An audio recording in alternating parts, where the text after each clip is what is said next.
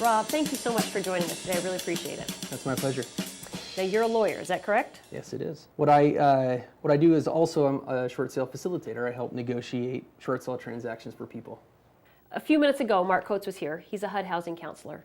And he had talked to us about the primary role for his office being to help folks stay in their home.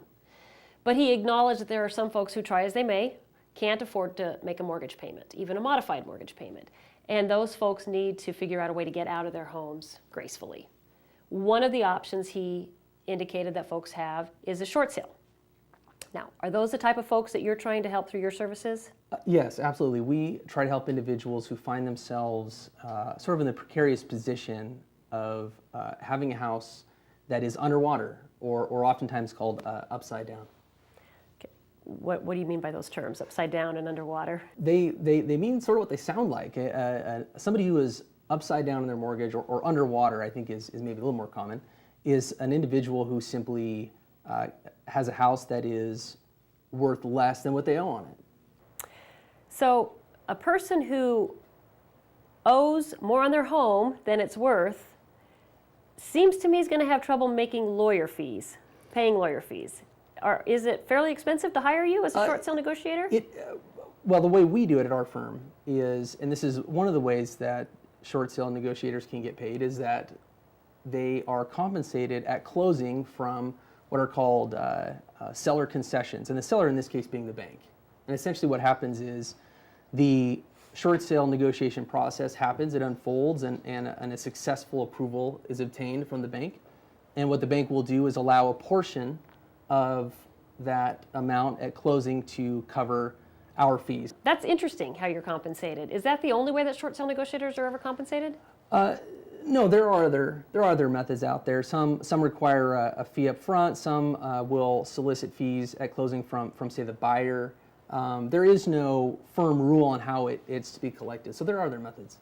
Is any method right or wrong? Not necessarily. Of course, it sort of depends on who the person is demanding or requesting the fee, because there are limits to that in Washington State in terms of who can be compensated for short sale negotiation services. On the board behind us, there's an indication that the only type of negotiator who can collect an upfront fee is a lawyer negotiator. Is that right? That's right. Only an attorney can collect an upfront fee for short sale negotiation services. Is there a license that's required for somebody to be a short sale negotiator? There are essentially three individuals that can get paid for short sale negotiation services. First is sort of the most obvious, which is a real estate broker. They can get compensated, but only for the commission that is usually authorized from the bank for the actual short sale work. So that's if you just have a real estate broker's license, all you can get paid is just your commission. Now, if you want to get paid above that, you have to have one of two licenses. You have to have a loan originator's license, okay, which is controlled and monitored by the Department of Financial Institutions. Or you're a member of you have a law license. You're a member of the Washington State Bar Association. Now, you indicated a real estate broker's license, a loan originator's license, and a law license. Must all of those be Washington licenses? Yes. What does the term deficiency mean? There is the difference between the amount that it's sold for versus how much is owed on the loan. Okay. And so that's often called the deficiency or the balance. You can also call it a balance. Okay. So if they owe more than the house is worth, then I presume that means that they're going to have trouble clearing title or giving clear title to a buyer when they sell the home. Is that the problem? Yes. Under normal circumstances, you're absolutely right. If they were to sell the house as not go through the short sale process and simply sell the home, then yeah, technically they would be on the hook for whatever that deficiency or balance would be on the loan, and there would be a problem because technically the deed would not be cleared because it wouldn't be satisfied because the bank isn't getting paid back what they owe. Okay, well, let me guess. That's where you come in. Yes, that's right. Our job is essentially to take that situation where an individual is struggling with transferring the house, getting the transaction done, and we negotiate with the bank so that the bank will agree to accept less so that the title can pass to the next individual. Okay. Who is a candidate for a short sale? The first thing you look at is how underwater are you? If you're significantly underwater, that's sort of the first hint that maybe a short sale is right for you. The second sort of rule would be if you are behind several months. I usually say about 3 months. And the reason I say that is because oftentimes past the 3-month mark, individuals aren't making enough money to come current. So the homeowner's underwater, they can't make their mortgage payments, or they've had a catastrophic event occur, loss of a job or illness, that makes it necessary for them to sell the house. So, Rob, as a short sale negotiator, can you help the seller get their home sold? We prefer that the houses obviously get listed first, and what that involves is contacting a broker and entering into a listing agreement so the house can be put on sale for, on the market. Okay. So how does the homeowner know how to list the price at a particular, how to list the property at a particular price if they haven't yet met with their short sale negotiator?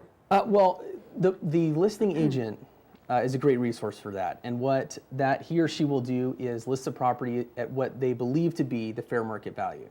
Okay. Now, the fair market value is in essence just what the price is for the home as they perceive it, and they'll look at comparisons to evaluate that. Now, the hard part is that oftentimes it's difficult to know what the true fair market value is. And in those circumstances, what an agent will do, or a real estate broker will do, is lower the price systematically to try and get to a point where offers are actually coming in on the property. Can it be harder to determine the market value of a short sale property versus a property that's not a short sale property? Yes, because a short sale property comes with baggage. We're sort of in the wild, wild west of real estate in a lot of ways with short sales because it seems like no two are the same oftentimes. And you need to have a degree of flexibility in dealing with these properties so that you're doing it. I mean, you don't want to fish for prices, of course. You don't want to arbitrarily lower a price. You want to follow a systematic lowering of the price. Got it. But that price has got to come down to a point where you're getting offers. And oftentimes, that is the true fair market value when you actually start to get offers on the home. Okay, well, that makes sense. Okay, so in this process, list the home, and then I suppose the next step is you've got to find that buyer. Is that right? That's right. Phase one is listing it. Sort of the second phase is marketing, trying to get a buyer. Again, we talked about lowering the price to try and find that real fair market value. The short sale process includes listing the home for sale, finding that buyer and entering a purchase agreement. And at that point, if the seller hasn't already done so, they need to hire a short sale negotiator. Is that right? Yeah, it's at that juncture of the process, a short sale negotiator becomes quite useful because they're able to sort of take the ball, as it were, from the 10-yard line and put it in the end zone. They take it that last little bit, and that should be their sole focus at that point to try and get the short sale approved by the bank. Okay, so you have your purchase and sale agreement in place. You've collected this other information from the seller, and you're ready to present your package to the lender and get busy doing your job, which is negotiating, right? Right. What do you anticipate as some of the negotiation sticking points that you encounter in lots of short sale transactions? One of the biggest sticking points is what the proper price is. And what banks do to determine price is they order what's called a BPO, which stands for a broker's price opinion. So in that process, you're actually educating the bank, is that right? Yes. What else would you expect to be a sticking point? Sometimes if the home is maybe in some disrepair or there are repairs needed, in normal sales, a buyer can ask for those things to be paid, maybe at closing. Right. Short selling banks just they aren't that interested in that. And a lot of times they'll give little concessions, but if you're asking for recarpeting or a whole new roof or something like that, a lot of times the banks just say, no, you're just buying it as is. And so sometimes that can be a sticking point for the buyers. Okay, now wait a minute.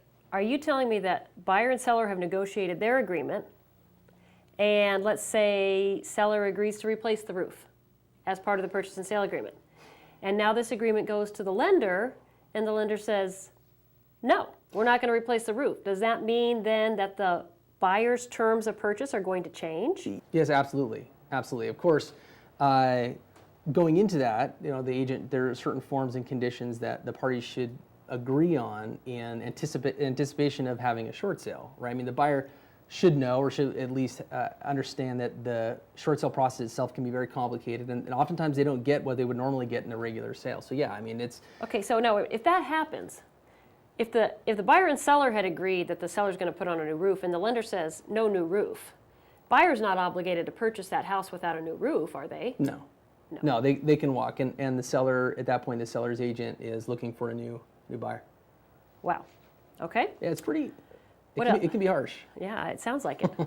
What other negotiation sticking points? One of the big ones, and it's not really debated very much because it's just sort of stated when they have their written approvals, is that the selling individual is not entitled to any proceeds from the sale. There's also the issue of junior lien holders. Okay, you want to talk about junior lien holders? Yes. First, what is a junior lien holder? A lien holder is basically just it's a debt or some sort of obligation that is connected to the property as collateral. So, for example, a second mortgage. You buy a house and you have a second mortgage, maybe a line of credit. Okay. That debt or that obligation is affixed to the property by virtue of a lien. Now, when you're negotiating a short sale, you're usually dealing mostly with the first mortgage, the person who has the big senior lien. The mortgage, the That's main right, mortgage. the main Okay. mortgage, absolutely. And this is tricky because you may satisfy that first. That doesn't necessarily mean you've satisfied the second mortgage or the plumber's lien or the homeowner association lien that's on the property. Okay. And so one of the most important aspects of what a short sale negotiator can do is really work with those junior lien holders, work with the second mortgage, or maybe an entirely different bank, Okay. and get them to accept a partial payment. So can the junior lien holders be compelled to walk away from that debt? Regrettably, no. Ultimately, it is a wild card. A junior lien holder can simply say no, or they can require. Oftentimes, what happens is they'll require the seller to bring more money to the table. Sometimes it'll be $2,000 or $3,000. It could be even more. It depends on what's owed. But no, they cannot be compelled just by virtue of doing a short sale to release what they're owed. Okay. If the seller brings additional funds to the table, then that would have to be disclosed to the mortgage holder, correct? Oh yeah, absolutely. It's all outlined on the HUD, of course, Okay. and it'll be communicated in a written form where they will say, yes, we approve the short sale on this Okay. condition, and the buyer needs to bring, the seller needs to bring X amount of dollars to closing. Okay. All right, that's junior lien holders. Back to our list of negotiation sticking points. There was one final one down there at the bottom. Did you want to talk about that one? Oh yes, this is the most important aspect to a short sale, and it is making sure that the selling individual, is not stuck with some sort of deficiency. And what that means is that after the dust is settled and the property's been sold, we don't want that individual on the hook for the difference of whatever the selling price was versus what they were owed. And that's especially relevant when it comes to just what we were talking about before, junior lien holders, because second mortgages can't be compelled to release their liens on the property, and you have less leverage against them because even if the property were to foreclose, they can technically go after you for a deficiency based on the terms of the promissory note you signed with them. Okay. And so what you're saying is that the deficiency can take the form of the difference between what the property is worth and what it's indebted for to the first mortgage holder and to any junior lien holders. that's right. That's absolutely right. Okay. And it happens from Okay. time to time. And so what you're also saying then is that something that the seller needs to be aware of is that the deficiency, even though the bank and even the junior lien holders have approved the short sale and allowed the transaction to close, they can still hold the seller accountable for the unpaid amounts owed. Yes. If a seller's negotiator is not a lawyer, is it your advice that they have the short sale agreement reviewed by a lawyer? But yes, have an attorney. I would recommend having an attorney look at that because it is really easy to miss that language. Okay. And before you know it, you think you're done, and you get a letter in the mail saying, hey, what about this $50,000 you owe us? Right. Let's assume you get past those negotiations. Okay. You get that letter of approval from the final letter of Sure. terms from the lender. Seller has it reviewed by their legal counsel. Everything's okay. The next step is what? Well, essentially what happens is the ball goes into the buyer's court a little bit, right? If they have to satisfy, maybe there's an inspection or something. But again, usually that's all done at that point, because this process is somewhat long. And at that point, it goes to closing, really. And it's important. No, go ahead. Okay, it's important to know that that closing actually is where a lot of things break down, because escrow agents are conditioned to make sure to facilitate transactions in a very structured way, because they're potentially liable. And so I always tell agents and customers, or excuse me, clients and whoever's involved, to make sure that everything is very easy, very readily identifiable, because a lot of times these transactions are somewhat unclear, and it's difficult for the escrow agent to really understand what the approval is, whether or not there's a deficiency, what to do with seller concessions, so on and so forth. All right. With this whole process that you've described to us, Very simple process. how long does this take? What I tell clients, I'll give my testimonial about it. What I tell clients is that to be patient, first and foremost. This isn't, when you bought the home, maybe it took 30 days or something, or 45 days, or maybe 60 days, right? A short sale can be as long as 90 days or 120 days, and it's nerve-wracking, and there are moments where you're going to feel desperate and anxious about the process. But my advice to you and to the agents that are helping you is to just have a little bit of patience, make sure you're keeping in contact with the bank, because ultimately the best way to treat the bank as a creditor is to pull them into your circle, not to push them out. Thank you so much for being here today. I appreciate it. It's a huge benefit to the viewers to be able to hear it from an expert how the process works. So thank you for your time. I really appreciate it. No, a pleasure. We at the Washington Realtors know this is a very difficult time. Please know that you don't have to go it alone. As Rob McKenna and Mark Coates both explained, Washington State has provided many resources to make the process more endurable and provide a greater opportunity for a positive outcome. Take advantage of the expertise that your realtor brings to your efforts to sell your home, if that's the option that you choose. And we at the Washington Realtors wish you the greatest success in whichever option you choose to resolve what we know to be a very difficult issue. Thank you for watching the video.